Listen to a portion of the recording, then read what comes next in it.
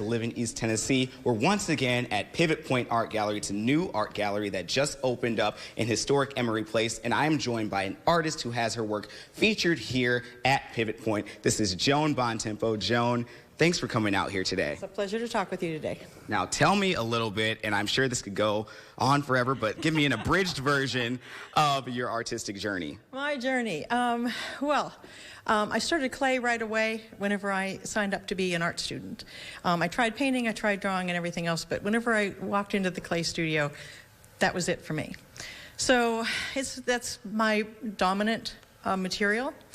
And like everybody else who starts in clay, they want to get on the potter's wheel and learn how to do that. But it's not something that I stayed with. It was a tool.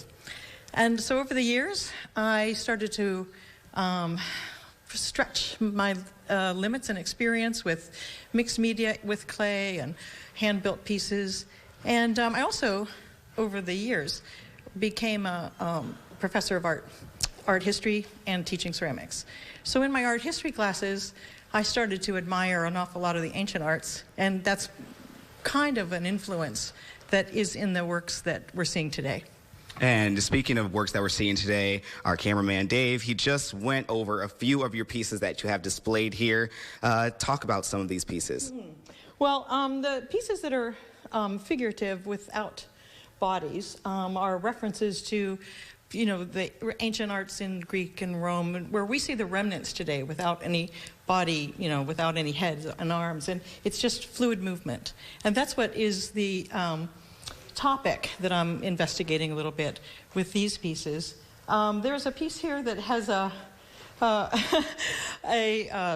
silhouette or a profile with some supports in the back, and it's kind of a whimsical piece about, oh geez, I don't know how to describe it. The title is "You Must Be This High to Ride This Ride," because it has like a roller coaster theme to it that is backed by supports and a kind of an uneven descent. And that's a pain we both know all so well, growing up in childhood, not being able to ride those roller coasters. Right. So, Joan, as you said, you are an art professor. Tell us a little bit about maybe a message that you have spoke to your students over the years, something that you want them to take away from their art. Well, one of the things that I've done is, in a retrospective, where I had to present my work to a group of young artists, I picked up some very early works, and then I picked up some of these over the years. And when I was showing them, I saw that to a first observer, it looked like I never did the same thing twice, which was kind of true, because I would always ask myself whenever I made a series of works, what if I did something bigger, different, smaller, more textured, whatever, you know, that each piece is a prelude to the next one.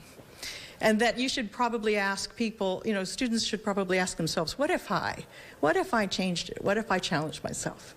And I've done that. And so one piece is, you know, I don't know what's next. You know what? But we know whatever's next is going to be awesome. It's going to express you. It's going to express your feelings, express so much. And you can check out Joan's work and so many more artists here at Pivot Point Gallery. And we'll have all this information on livingeasttennessee.com. Back to you.